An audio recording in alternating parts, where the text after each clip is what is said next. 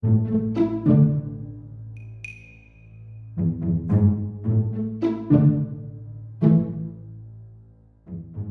Oregon Zoo, a place we've all been to a time or two, or three, has stood on this land to the south end of Washington Park between Highway 26 and the Hoyt Arboretum since 1959.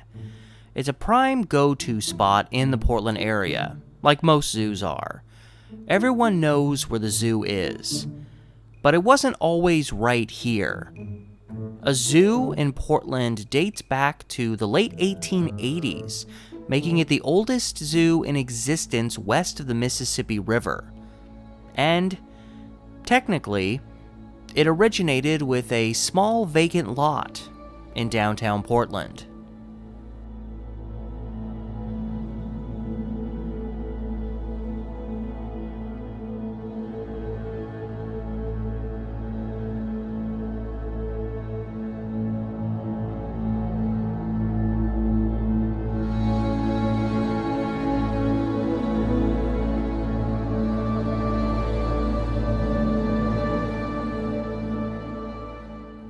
Richard B. Knight deserves all of the credit, at least for the origins of a zoo in the City of Roses at a time where the furthest west zoo in America was located in Chicago, Illinois.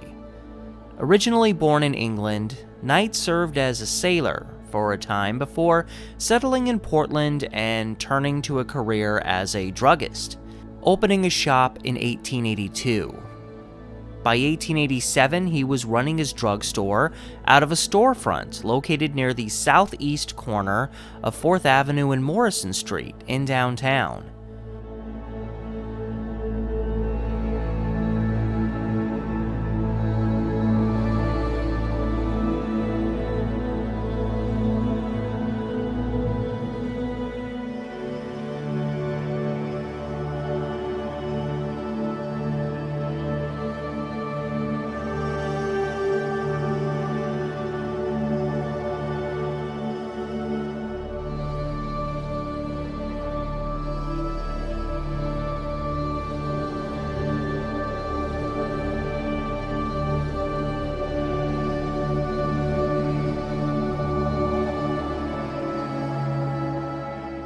Portland was a major gathering spot for sailors back in the day, and when ones with an ailment or two learned that there was a former sailor working as a druggist just a few blocks back from the river, they knew just who to see.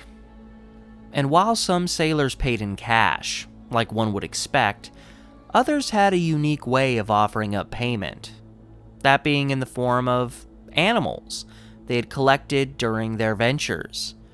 These were often animals such as parakeets and monkeys. Having a love for the critters, Knight started putting them on display in the vicinity of his drugstore, a choice that attracted the attention of locals, primarily children. This was something Knight loved, as he was genuinely interested in the idea of a place to educate children about animals. Kinda like a zoo. Things would take an interesting leap forward when Knight was presented the opportunity to obtain something quite a bit larger than what he was used to. A grizzly bear named Grace, and an Alaskan brown bear named Brownie. Dropping $125, he managed to buy both and had them sent to him in Portland. But sticking a couple massive bears on display in a downtown drugstore was hardly practical. Fortunately for Knight, less than a block down at 3rd and Morrison, there was a vacant lot. He would put the bears on display in what was called a free menagerie, attracting an even larger crowd of onlookers than before, and arguably establishing Portland and Oregon's first zoo. But Knight wasn't going to stop there. Here's a small blip from a June 7, 1888 newspaper wherein he offered to sell his bears to the city for a menagerie in the park. And the park in question was City Park, today's Washington Park. Obtained by the city from Amos King in 1871, the park's first several years were spent mostly undeveloped until 1885, when a man I'll be coming back to, named Charles Myers, was hired to take care of it. So it was still very much in its infancy in terms of development when Richard Knight started eyeballing it as a possible zoo site. Despite his desires, his efforts were initially denied by the city as they had no money at the time to pour into such a venture. But Knight was not about to give up. Another newspaper blip, June 21st, 1888, noted he had asked permission to place his 2 bears in City Park at his own expense, and the city was prepared to meet him halfway. While they had no money, they did have a couple of old circus cages that they offered to Knight to put his bears on display in. These cages were placed in a ravine located within the park, housing for Grace and Brownie. And without help from the city, Knight and his family and friends held the responsibility of feeding the bears and keeping their cages clean. That was until November 7th, 1888, when the city of Portland passed an ordinance allowing them to accept the bears as a gift and allocate funds to take care of them. And officially, Portland had a zoo.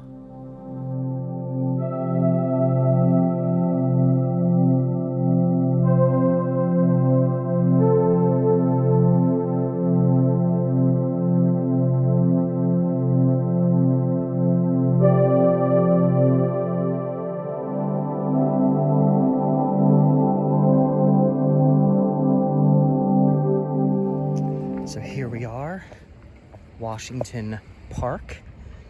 You know why. On a nice, 78-degree day. And love this park. Walk your bike, and I never come here enough.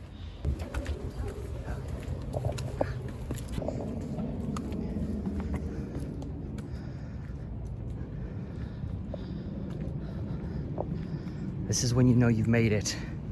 I mean, there's several entries to the park here, but this is when you know you really made it. State seal, and you turn, and you're just climbing above the city.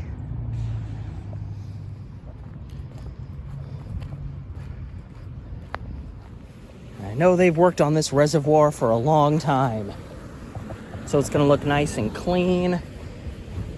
Everybody's gonna love it.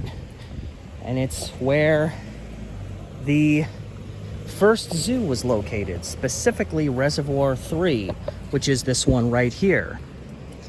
I wish it was open to go into, but not quite. Or at least, not go into the water itself, but to go down there would be cool, but gotta wait it out.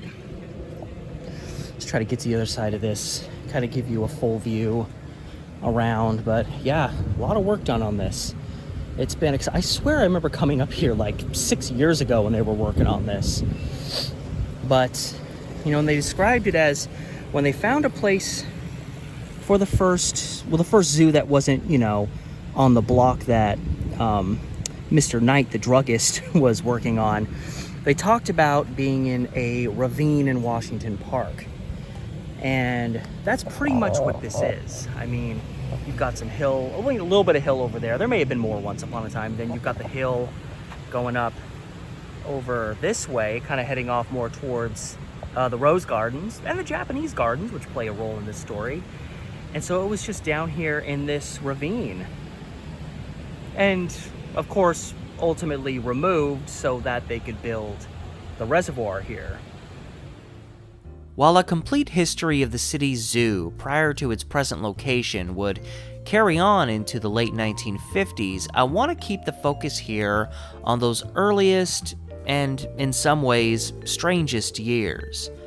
The history discussed here will be from the beginning until the year 1925, when the zoo moved to the present-day site of the Japanese Gardens in Washington Park, where it would stay for more than 30 years. While historically it's been stated that this zoo was called the Portland Zoo from the start, In print, it was rarely referred to by this name. With the zoo more a collection of enclosures with a growing collection of animals, often specific locations would be referenced in print, such as the bear pit specifically. And in these early years, the zoo would also be referred to as the City Park Zoo. And gradually, after City Park was renamed in 1909, there would be the first references to it as the Washington Park Zoo, the name that would stick and remain until 1998. It started with those 2 bears, 4 deer, and a seal.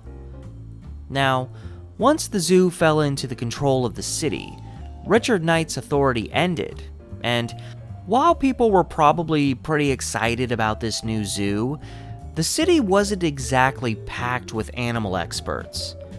Much of the responsibility fell on Charles Myers, who already had the responsibility of taking care of the park as a whole. While he would develop a close connection with lots of the animals kept here over the years, he was still not an expert. The zoo became a collection place for various exotic animals, awarded to the city, as well as random animals captured around town that needed to be dealt with. Animals that had no business being together would sometimes be enclosed together. In the first annual report for the park after the addition of the zoo, amongst its costs were included $57.58 for feeding of the zoo's tenants. The bears would be upgraded from their initial circus cages to an actual bear pit, which was erected with a stone wall and metal bars.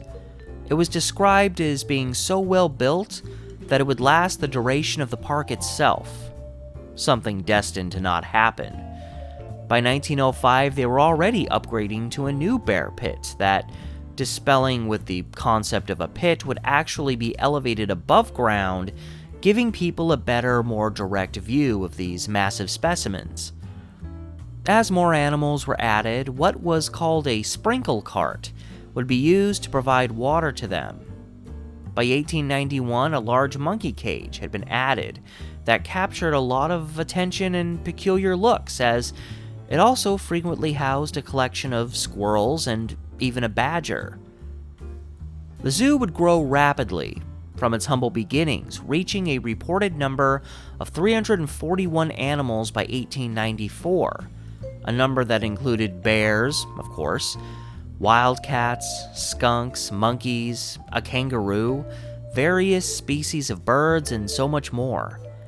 There would end up being so many animals that the city had to frequently reject animal offers from all over the world, even if they were very unique, just because they didn't have the room or the funds. But something else also happened in 1894. This would be the year that multiple reservoirs would be constructed, both in City Park and in Mount Tabor Park to the east end of town, preceding the establishment of the Portland area receiving its water from Bull Run Lake. The creation specifically of Reservoir 3 in City Park forced the relocation of the zoo to another section of the park. The location chosen would be towards the northwest end, at a higher elevation near where the statue known as Coming of the White Man is located today. Its location was right uphill, due north of the zoo's original site at the reservoir. In fact, one of the zoo's most forgotten features, when one discusses a complete history of the zoo in Portland, was only about 200 feet from the original site, and again, just uphill. This feature, with only a handful of pictures to even verify visually that it existed, was known as the Owl Castle. As you might presume, it was a castle-shaped structure that housed the zoo's owls. It would also be the last structure standing that dated back to these earliest years of the zoo, and it would ultimately disappear under controversy. We've got statue over here, fountain down there, which that fountain, as a reference point, really helped me in terms of finding the location of something where someone did a then and now picture of it, but the now picture, like, I didn't know it could be any part of the park. And now I realize that that picture was taken pretty much right there. So we have the Sacagawea statue.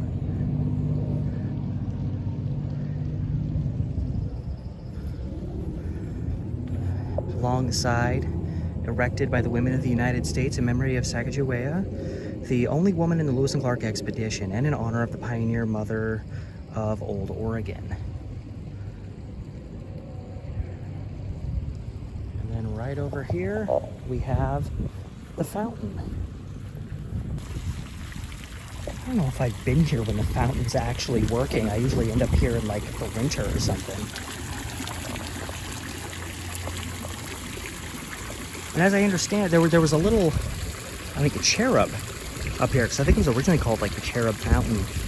And the plumbing to it got all messed up when someone, I think, didn't shut it off during cold weather. That's what I read.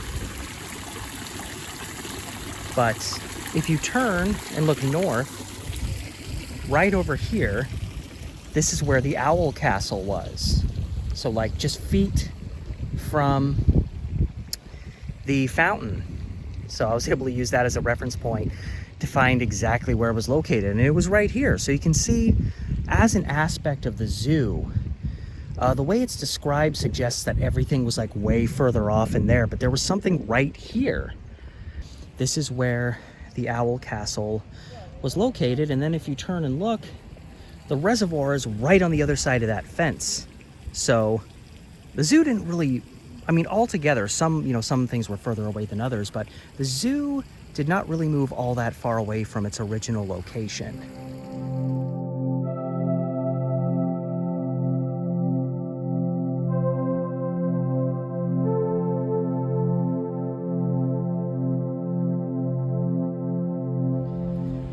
And so from here,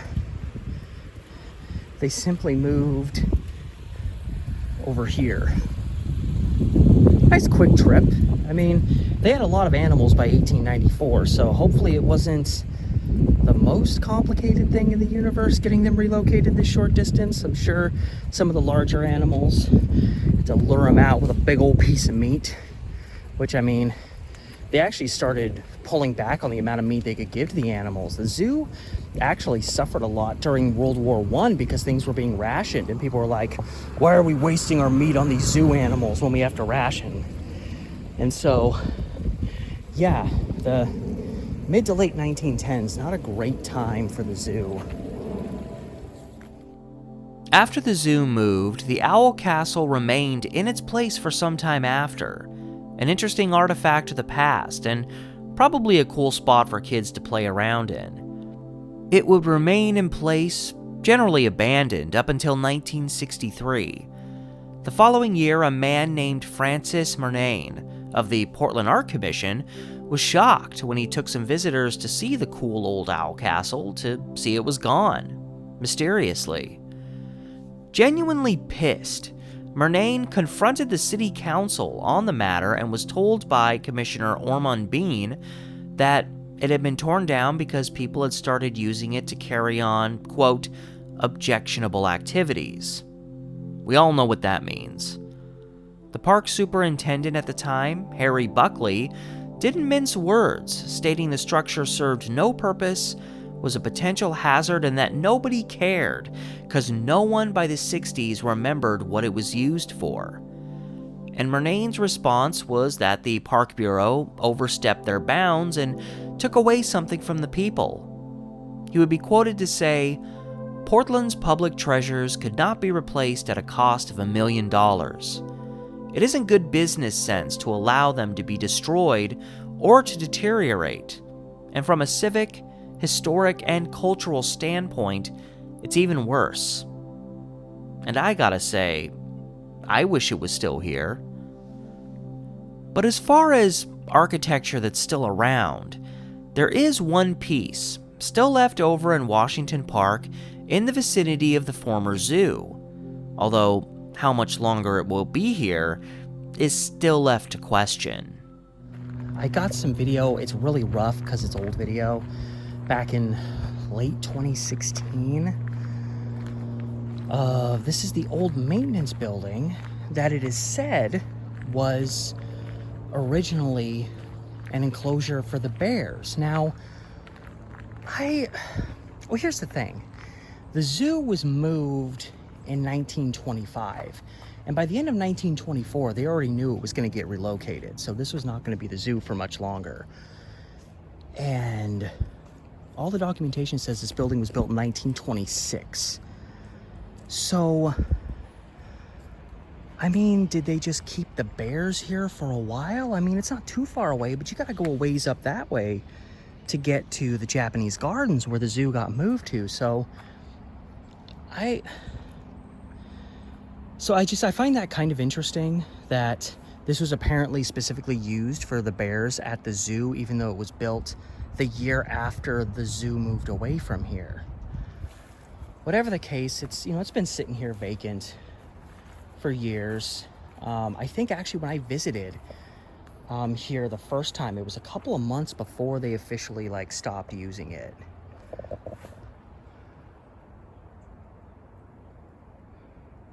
So according to documentation, it's a piece of zoo history. So I understand it, it's been vacant a long time. It seems like they're not planning on doing anything with it. They're not really going to fix it up. And normally me, Steve, save every building on the planet historian, would be like, come on, man. But really, what are you going to do? The building doesn't even really have a practical use anymore. Oh, this is steep. But at least they leave a little path to come down here.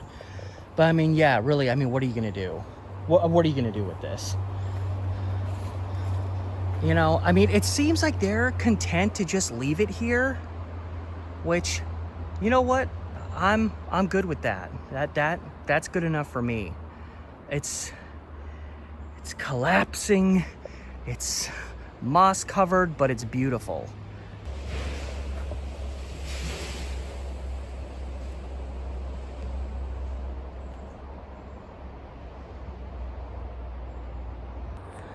So again, this glorious piece of architecture dates back to 1926, according to historical documentation. And so yeah, it's almost 100 years old. And it's just so, because it has kind of Tudor elements. So it's almost cottage-like, if you can see through the stainage and the broken windows and the fence and the moss and all of that. It's probably really quite charming once upon a time. And yeah, I don't know. Looks like they're still storing some stuff under there. I guess as long as it's a beat-up tank right there, it says drinking water. Not my drinking water. And you've even got this. This is definitely old, too. My wild imagination wants to be, hey, maybe that was part of the old zoo. I don't know. I've heard that there are stone remnants around, so I don't know if this is part of it. Whether it's part of the zoo or not, this is definitely some old stone wall, so it's cool either way. And if you look at it, it goes down through the stairs, and then it literally connects with the building. So you'd think there had to be some association between this and the construction of this building, which makes you think this at least dates back to 1926, if not earlier. There's even a little, I don't think this is intended to really be much of a path, but it's cool, kind of getting a backdoor view. And this just wraps around and kind of goes on for a little ways. I have to remember I have my backpack on, so I can't. Oh, hello. How long this has been here? Forgotten. Yeah, it looks like it kind of wraps through to there and probably ends. So, if you question whether this was actually associated with the zoo, then the Owl Castle was probably the last real significant piece tied to the zoo in this area. But otherwise, this is the one thing that at least dates back to around the time the zoo moved that's still standing in the park. That's not, a statue. It's like a building.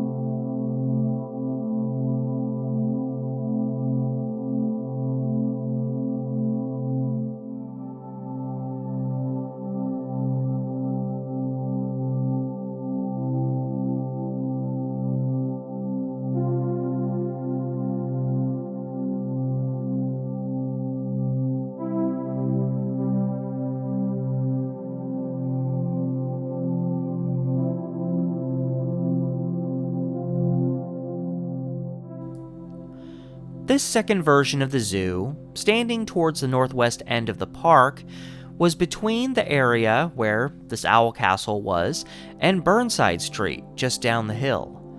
And as opposed to a cohesive area strictly dedicated to the zoo alone, while this portion of the park was best known as the site of the zoo, the attractions were more scattered in the area. An owl castle here, a bear cage there. The area was also nicknamed Zoological Hill, a cool name for the highest point in the whole park. So it seems that the Owl Castle was probably more or less one of the southernmost pieces of the zoo, because most everything else was off in this way, or in this direction. Just gonna pass on through the ghost of the Owl Castle, listen for the whoos and the hoots.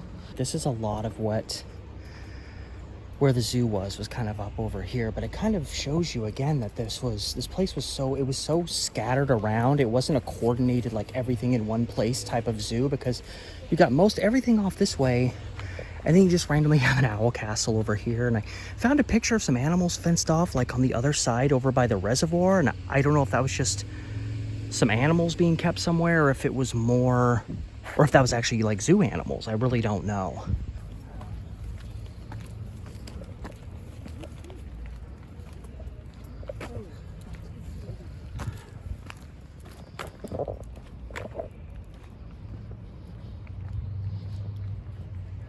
So we're in the northwestern portion of the park, and while that's a general description again for where the zoo was, it was kind of implied it was mostly over here, but we know that things were kind of scattered in various locations.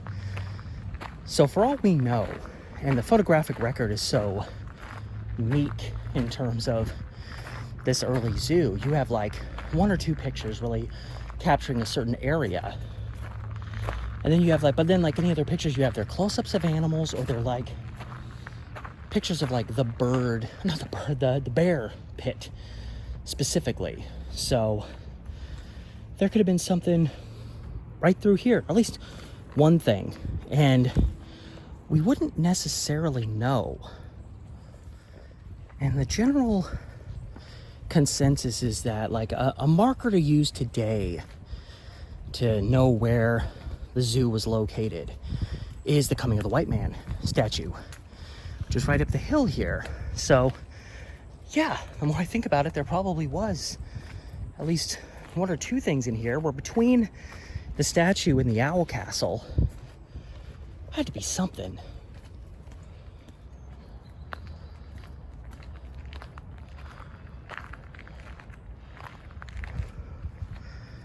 And there's the statue right there. So this is the general modern day marker to kind of let you know where the zoo was located.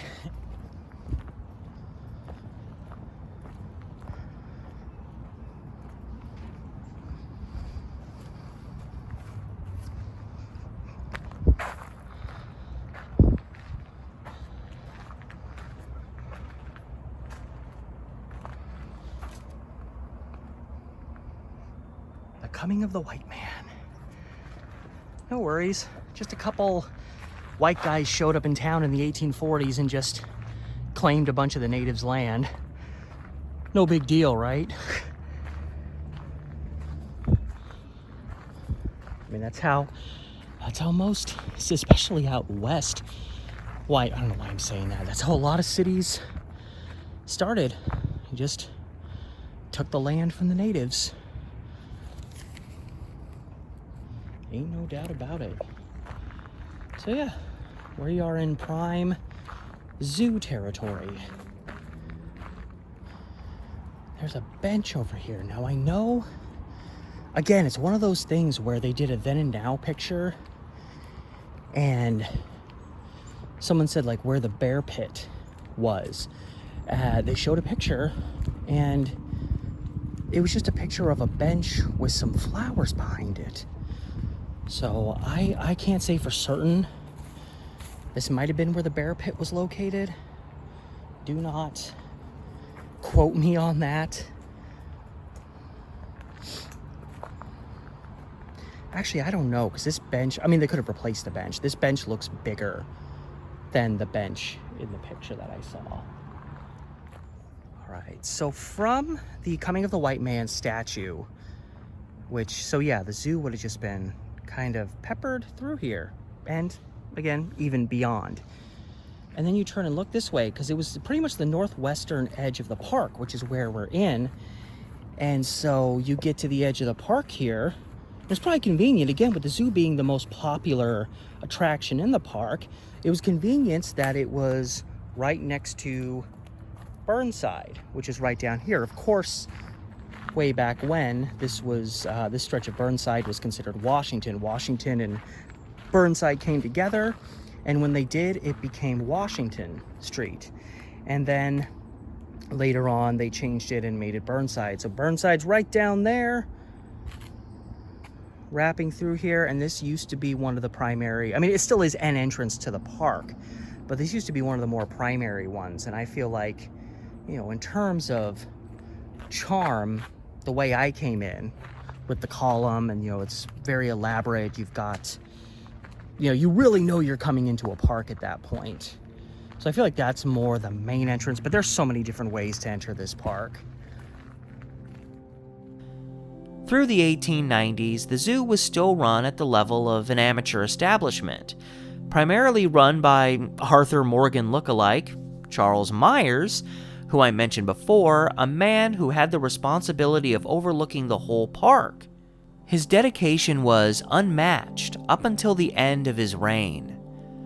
That ending tragically came on December 21st, 1901, while Myers was on a trip to pick up rose slips for the park. He was riding a horse that was known to misbehave. When told to be careful, Myers said it was okay, and that he knew how to handle a horse. While riding on Williams Avenue between Broadway and Weidler, the horse suddenly threw Myers to the street, at which time he was struck by an oncoming streetcar and killed instantly. He was hustling for the park until the very end. In these early years, he was considered practically the creator of City Park, as well as the father of it, and yet his significance to Portland's early park history is largely forgotten. After Myers' death, a local florist named Herman Lowitz was selected as the new park keeper, the zoo becoming one of his many new responsibilities. And that responsibility was one of growth, as the zoo rapidly developed an overpopulation problem, in part because lots of random animals were still being found around town and would usually just be moved to the zoo as a solution. While being a popular gathering spot for families and rapidly becoming the top attraction in the park, the zoo was also functioning like a storage facility for various creatures. Even the city-changing 1905 Lewis and Clark Exposition, which I can't seem to go one video without referencing, seriously, it's not intended, would lead to an addition to Portland Zoo. A show known as the Jarbor Show, I hope I'm pronouncing that right, performed at the exposition, but when it was all over, the park board decided to purchase some animals from the show, including the zoo's first polar bear, a leopard, and an animal that would become the pride of the zoo, Nero the lion. Nero was so popular that even when he had a manicure done, it was cause for reports in local newspapers. Despite complications including the aforementioned overcrowding and the periodic need to replace cages for certain animals, the first decade of the 1900s had its share of strange and kooky stories in relation to the zoo. In September 1906, a janitor at City Hall began hearing strange noises in the basement. When he went to check, he found a pheasant, of all things, wandering around down there. So, of course, the troublemaker was taken to the zoo. A few months later, December 1906, visitors were shocked to see one of many stray cats that wandered the park, sleeping on top of the polar bear in its cage. This would turn into a reoccurring thing, showing that the cat and the bear had forged an unlikely friendship. And in a slightly more distant story, albeit polar bear related, a local judge named K.C. Cooch, a relative of early Portlander Captain John H. Cooch, unexpectedly left town on an impromptu expedition up to the North Pole with an apparent motive of capturing a polar bear up there. And if he was successful, he would bring the bear back and present it to the city's zoo. I found no follow-up suggesting he was successful in this venture, but, I mean, looking at a picture of the guy, he might have been able to take on a polar bear. 1909 was a year that provided a potential turning point. Popular Portland Mayor Harry Lane had a long-standing distaste for the city zoo and did not mince words about it. In the spring of 1909, he called for the zoo to be abolished, or at least greatly reduced in numbers due to the overcrowding and the fact that many animals were living under circumstances they didn't deserve. He also said that he would sign no further requisitions to bring in new animals. He called it cruelty, pure and simple, to capture these creatures of the forests and jungles and then lock them in cages. And during this time, Lane earned the nickname of the Champion of Liberty for Wild Beasts. But before refusing any more animals, he did sign one last requisition to allow an ape at the zoo, even though he expressed the sentiment that he'd be shocked if the animal lasted even months in the zoo with its conditions. When Mayor Lane and Secretary W.T. Shanahan, who also represented the Humane Society, made their push to try and abolish the zoo, several individuals gave their perspective on the matter, which I feel is worth referencing to just give the varying perspectives people had on the matter from a place of over a century ago. The mayor was up front, stating, "It is the most cruel, inhumane thing I ever saw, to keep those poor animals in captivity. It's shameful." Seriously, Harry Lane was ahead of his time. Secretary Shanahan bluntly stated, "I will present to the park board, Friday afternoon, an ordinance abolishing the zoo." More on the fence, the city's park commissioner Wilson said, "It is a question of whether the educational feature outweighs the suffering of the animals. The educational feature alone controls in the matter." Yeah. Validating suffering as long as the educational factor is stronger. That's about more what I would expect in 1909, or even in the 2020s, depending on the person. Commissioner Rafferty said, "We live for our children, and the animals at the city park are a great educational attraction for the children. I see no reason to abolish the zoo, but I think it should be rearranged." He kind of saved himself at the end there, but otherwise, really just another political figure playing the "we do it for the kids" card. Another commissioner, Commissioner Lewis, stated, "I believe in the zoo feature of our park system, but I believe more room is needed for the comfort of the animals." Pretty much along the same lines as Commissioner Rafferty. And finally, park keeper E.T. Mish stated, "Personally, I oppose a zoo such as we have here. I would prefer to have it abolished altogether or include in it only the most hardy specimens, something more of a collection from the western region." So we see here those the most directly invested in the zoo, the mayor and even the park keeper, skewing negative in relation to the zoo. But everyone involved acknowledged that some changes needed to be made, in particular creating more space for the animals. And, much like today, the attitude of the public put the fun and convenience of having a zoo ahead of its more troubling aspects. And hey, I won't deny my hypocrisy. I really don't love what zoos represent in terms of the lives the animals live. While today's Oregon Zoo is light years ahead of this era I'm talking about. But yeah, I still enjoy visiting the zoo, and would be pretty bummed if it ever went away, for the simple truth that I'd probably never be able to see most of these types of animals again. But at the same time, I think we'd all survive. But would the animals? And that said, obviously the zoo isn't going away anytime soon. I'm covering this history because it's one worth covering, and it comes with a focus on where the zoo was located, as well as not serving necessarily as a promotion of zoos, present or past. But let's not play games and live in the fantasy that these animals are experiencing paradise living in places like this. And understanding that is critical to understanding the history of any given zoo, especially the further back in time one goes. The fact of the matter is, the zoo was still the most popular attraction in the park around 1910, and that was going to affect some people's decisions on the matter. Man's convenience over the lives of the beasts.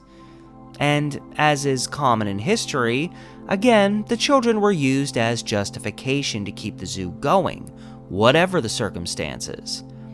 In relation to that, an editorial from March 19th, 1909, I feel put the whole thing in perspective quite well. It states, "A zoo, well equipped and supplied with competent caretakers is one thing. The confinement of wild animals in miserably cramped and utterly unsuitable quarters as a sort of adjunct to a city park is quite another. It may be conceived that there are educational features of some value in the one, but there are absolutely no such features in the other. In the best and most favorable circumstances, this confinement of creatures of the wilds shortens their lives and makes the shortened period one more or less of misery.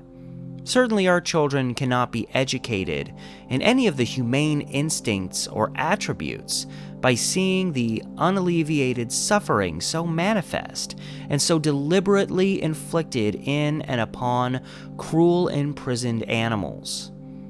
Any good textbook of natural history, properly taught, any museum containing skeletons of animals and birds, properly mounted and explained in the catalog, is an education." Fairly well spoken.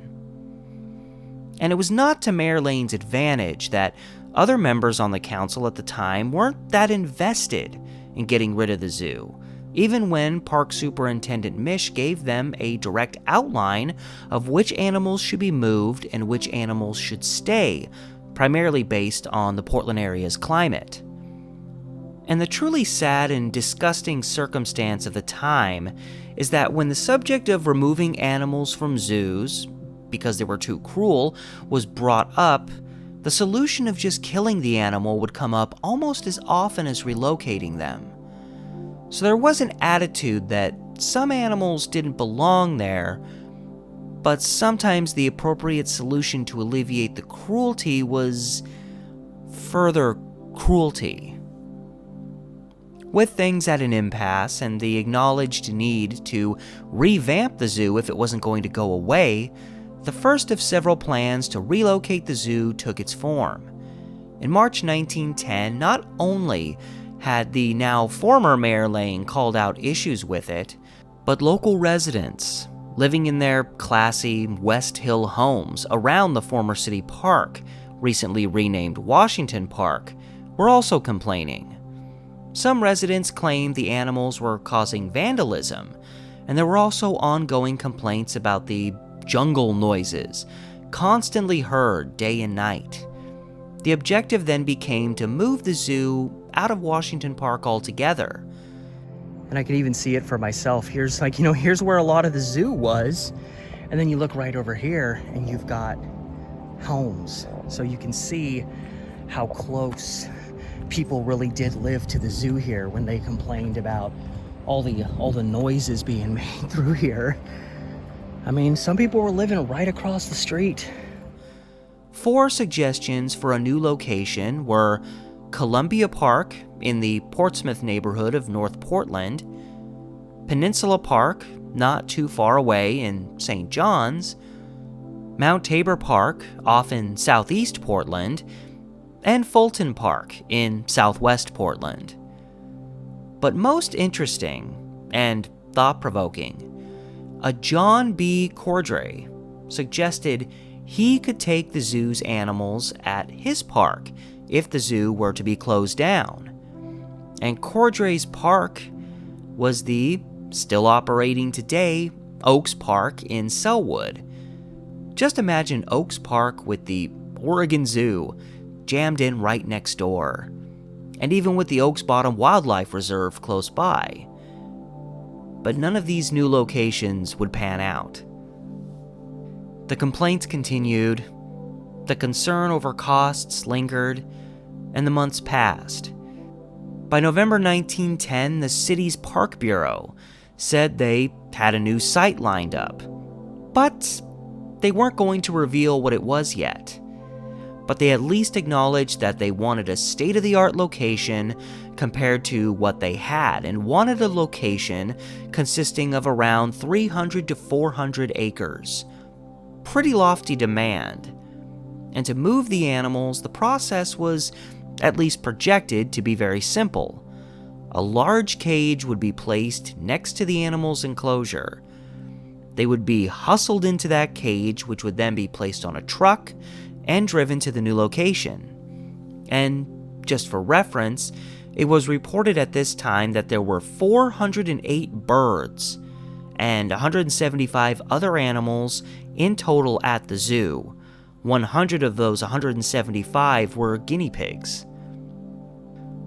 While it cannot be said that this was the location the Park Bureau was keeping secret, by December the city announced that they were preparing to purchase land on Rocky Butte for the new zoo.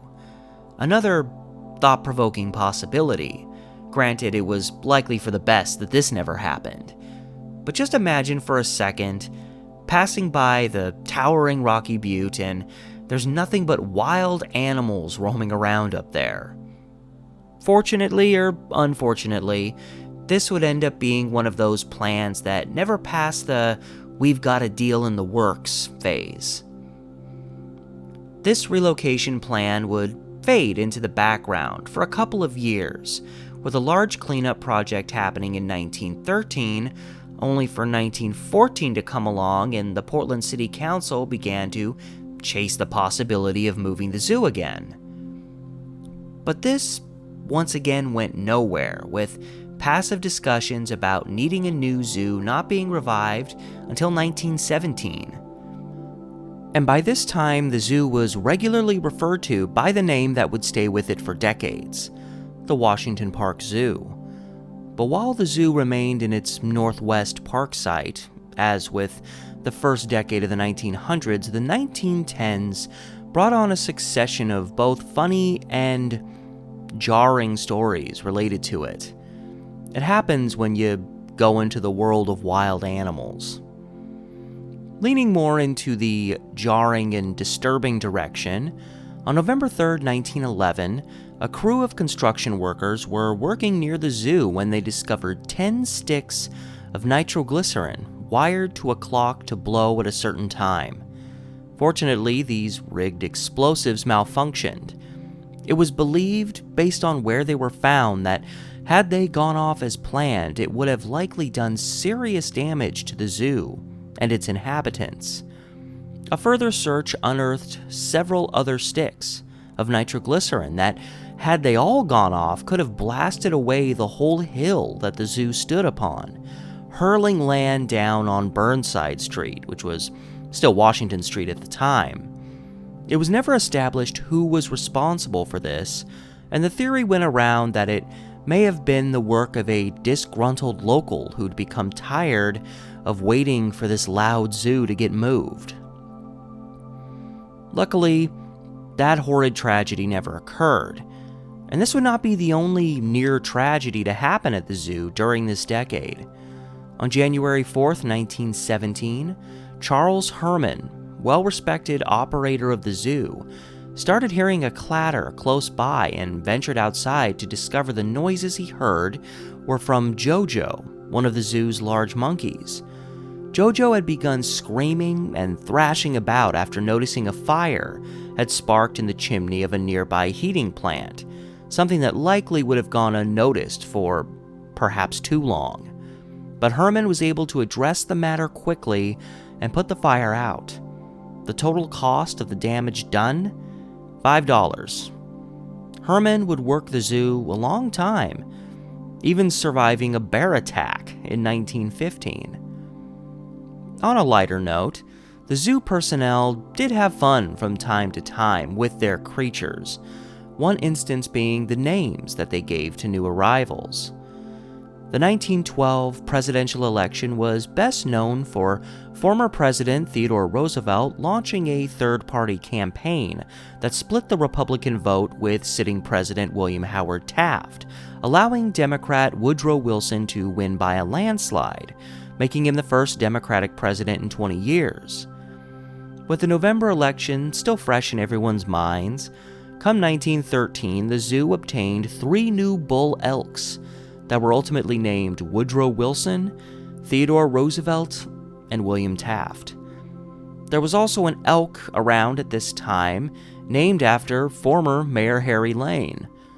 I can't say if this particular naming was out of reverence or perhaps out of mockery due to his desires to shut the zoo down. The occasional escape also happened, one of which included that of Nero the lion in November 1913 when his cage was accidentally left open. I mean, of all the animals. Fortunately, he settled in the park not far from the zoo and was easily recaptured. And perhaps a bit more strange, on October 16, 1915, a goat managed to escape over his 12-foot tall enclosure. Nobody had any idea how it happened. And only 3 weeks after this, a Japanese deer was found wandering around in the town of Lake Oswego, just south of Portland. The zoo in Washington Park was the only place in the city where such animals were known to reside, leading to the belief that this deer had been born at the zoo and at some point just wandered off without anyone's knowledge.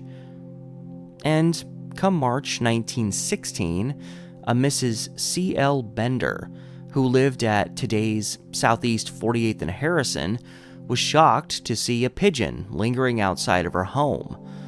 As she'd claim, she gave this pigeon to the zoo a few months earlier, but this pigeon decided he was a Southeast Portland pigeon through and through. In November 1913, a collection of snakes would end up at the zoo. They belonged to a woman named Mabel Moocher, I'm guessing that's how it was pronounced, who ended up at the city jail after being accused of skipping out on a hotel bill. She was also a snake charmer who created a panic in the jail as she tried to fend off officers with these snakes that she refused to give up. Eventually, she was successfully seized and the snakes were taken. And finally, while it's a story that happened outside the zoo, it occurred under circumstances related to it. In 1916, the park superintendent was a man named James O. Conville, and on August 21st, he was traveling on the Williams Avenue streetcar, not far from where the previous park manager, Charles Myers, died, on his way to the zoo. He was also transporting a toad, which he kept in his pocket. The stealthy toad would manage to escape, and once he was seen, people started freaking out, to the point of almost starting a riot. Several women were so frightened that they leaped from the moving streetcar. Once the operator stopped the car abruptly and panic ensued, the shocked Conville quickly snatched up the toad and fled the scene, embarrassed and also probably fearing for his safety as the other passengers hurled insults at him as he tried to run away. By 1916, City Commissioner George Baker had taken a strong interest in the zoo, shocked after a visit where he found the place unsanitary and the buildings in serious need of replacing. Financial problems followed, leading to a meat shortage for the animals and the eventual need to auction off some of the zoo's inhabitants, something that was followed by months of thinning out the herd, so to speak. The hope was that enough money would be saved up to finally establish that new zoo. By the end of the year, constructing a new zoo was taken off the table, again, with the plan to continue the zoo as it existed for the time being. This was helped through an appropriation of about $8,000 to further improve the current location. By 1920, the same problems that had existed in years past remained: overcrowding, food shortages, and so on. One article described it to be like a neglected tenement house child, and it needed to be moved. But it still remained the most popular attraction in Washington Park. And by this point, Commissioner Baker had become Mayor George Baker, a position he'd hold for 4 terms, and a commissioner working under him was Stanhope Pier, a major proponent for the city's parks. They both threw further support behind trying to establish a new zoo elsewhere, and strangely enough, the location they were working with was the site of the Multnomah County Poor Farm, the site where the Oregon Zoo stands today. But at this time, the Poor Farm, which had been there back into the 1860s, had been closed down since 1911 and relocated far east of Portland to Troutdale, the site of the McMenamin's Edgefield today. So, almost 40 years before it would, in fact, move there, the city was considering moving the zoo to that exact spot. But, like those plans before it, this one also fell through. At the time. But there were other considerations as well. While previously mentioned, Oaks Park and Rocky Butte were 2 locations suggested as possible places to move the animals to, and one early 20s possibility could have been a meshing of those 2 kinds of locations. I'm talking about Council Crest, one of the highest points in the Portland area, and, at the time, the site of an amusement park which stood on top of it. Like with Oaks Park, the idea of having a zoo next to an amusement park was enticing. When a naturalist named R. Bruce Horsfall was brought on by the city to examine possible sites for a new zoo, he threw his support entirely behind the Council Crest site, another site that would never get its zoo. And as these possibilities went by the wayside, come September 1921, Commissioner Pier created a plan for another possible location, this being the site of the Rose City Speedway in northeast Portland. Pier felt confident this location would actually work and that they could have all the animals move there by the spring of the following year. In the moment, this project almost seemed set in stone, so much so that a local paper printed an article about how the animals of the zoo felt about moving to this location. So did this move happen? Of course not. Oddly enough, one of the complications in terms of moving to the old Poor Farm property was that a golf course was put in on a chunk of that land, making the acreage attainable for a zoo less than what was desired. And in relation to the Rose City Speedway, something else was coming that way as well. The Rose City Golf Course, that's still there today. And the funny thing is that there were even reports suggesting the idea of, it's fine that the golf course got the Poor Farm property because we can have the Speedway one. And then it too became a golf course. The reasoning behind the sudden shift in the Speedway property stemmed from the fact that numerous locals in surrounding neighborhoods had been clamoring for a golf course and had even briefly converted some of the land at the raceway into a temporary one. It's interesting as at one point it was suggested the zoo and the golf course would coexist on this land, and yet the zoo on that site never materialized. With the amount of acreage wanted for the zoo and the fact that the golf course filled up the land the speedway was on, once again, there probably just wasn't enough room for a zoo anyway. This was all probably for the best, as the golf course today is mostly surrounded by a residential neighborhood. More folks who wouldn't love a zoo being just down the hill or across the street. It was these consistently unsuccessful relocation plans, as well as reoccurring reports of the current zoo's rough and often unacceptable condition, that made up most articles and stories in relation to the zoo itself at this time. These sometimes full-page reports just on the animals and their daily activities during a given time were fading into history. The consistent focus and hopes were that a new zoo would be established somewhere other than Washington Park. Little did they know their inevitable solution was just a little ways to the southwest.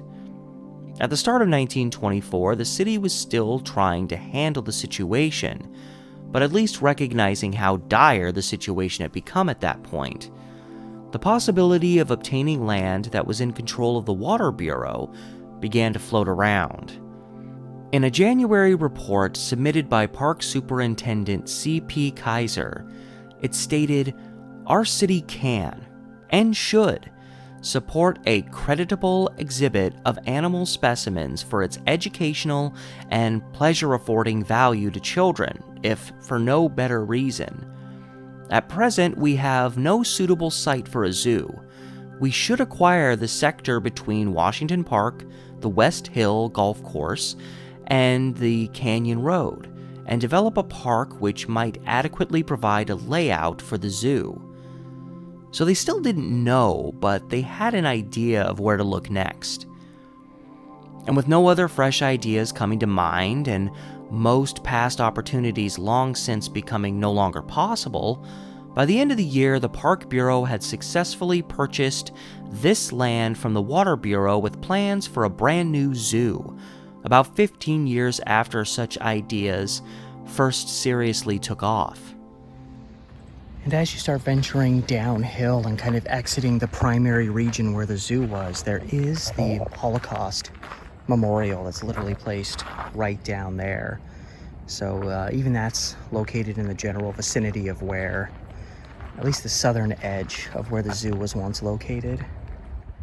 And as we depart from the vicinity of where Portland Zoo was located, 1894 into 1920. Did a bird just... Okay, good. That was bird stuff. I got a lot of room for things to disappear in here. As we leave the vicinity of where the zoo was, 1894 into 1925, I do still want to venture over uphill to where the zoo ultimately ended up. Oh my God, my face, it's on fire. The location of the Japanese gardens just uphill from the International Test Gardens. Not too far, still in the Washington Park area, which it's funny because they spent years trying to get it somewhere other than Washington Park, and it never worked out, and finally they had to settle another place in Washington Park, but at least a little further away from the residents here. And it was overall like a better setup. They actually built a large structure to house animals whose, like, the type of climate that they thrived in didn't really sync with Portland's climate, things like that. So not perfect, but it was an improvement.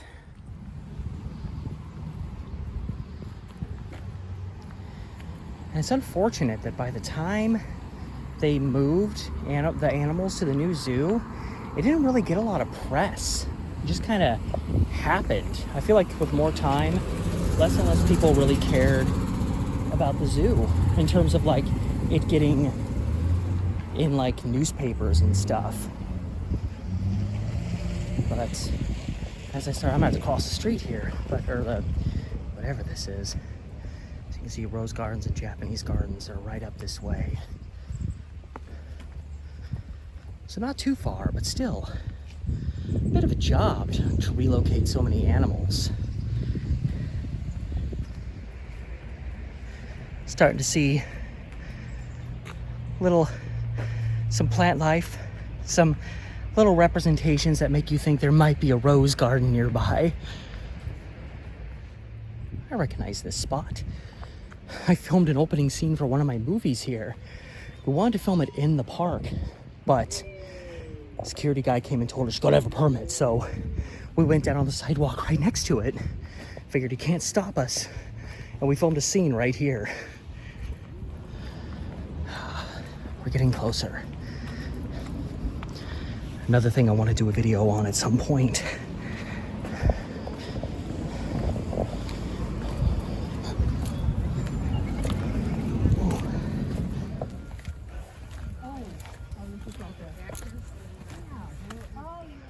Roses. I'm just uphill from the main test garden, other side of the tennis courts. Actually, when they relocated the zoo, they referenced it being next to the tennis courts. So you turn and look up there, Japanese gardens. Garden, is it singular? It is singular.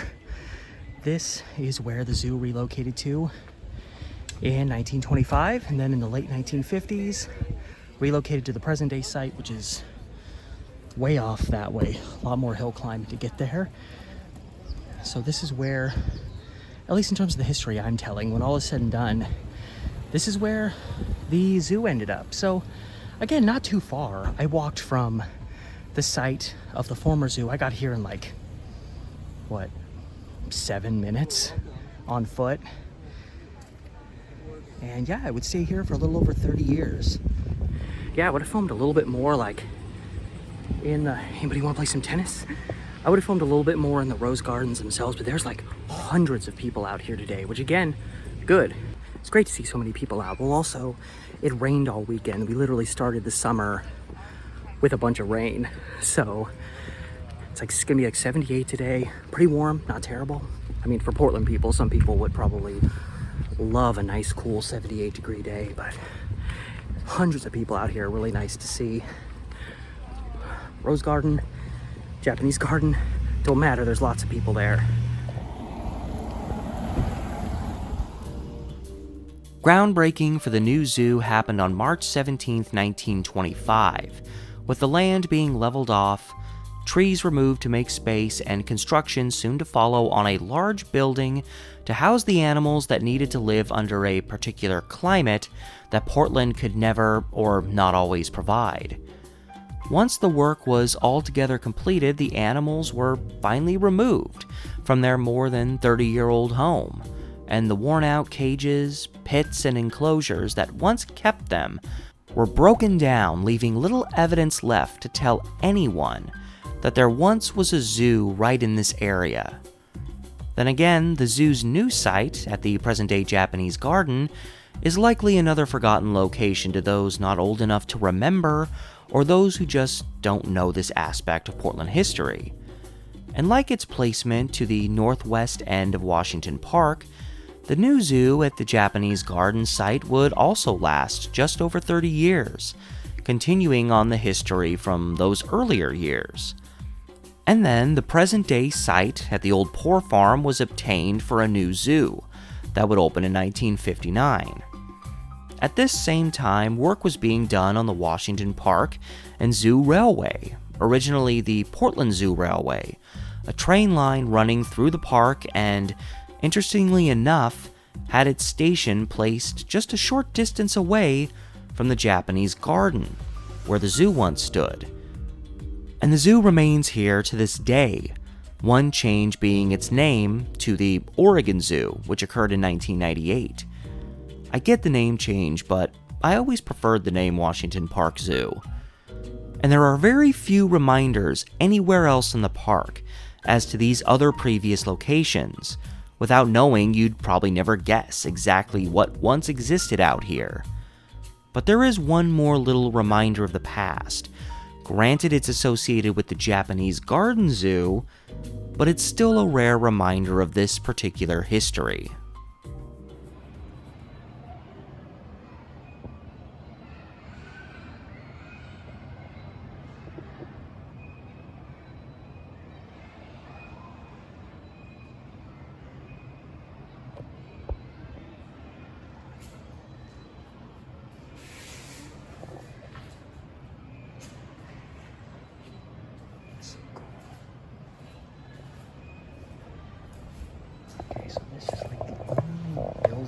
that's remaining from the Japanese garden zoo. So I kind of wondered how that worked, because in the past I knew the zoo was off that way, and then I found out later there was one at the Japanese gardens, which is right up the hill, so it actually makes sense, because I was always wondering, how is this tied to the zoo? And now it actually all makes sense now that I actually took the time to read. I'm so lucky. There's kids everywhere, but there's no kids here. So this is like the elephant enclosure, and they kept it here as like a covered dining space, which is really cool. Yeah, because I knew the path came down right by this, so I really didn't know if I was going to be able to get footage, because I thought there could be a bunch of kids in here today, but they're all over at the playground. So, and even says elephant house there, just to show you the history, keeping everything very centered on this building, because there's kids right over there. Needs a little work, but I mean, for the most part, it's a building from a long time ago, so it's cool that that's still there. I mean, obviously I'm not discussing the history of the Japanese garden zoo, but I did want to, if I could, at least pass by this place while I was out here.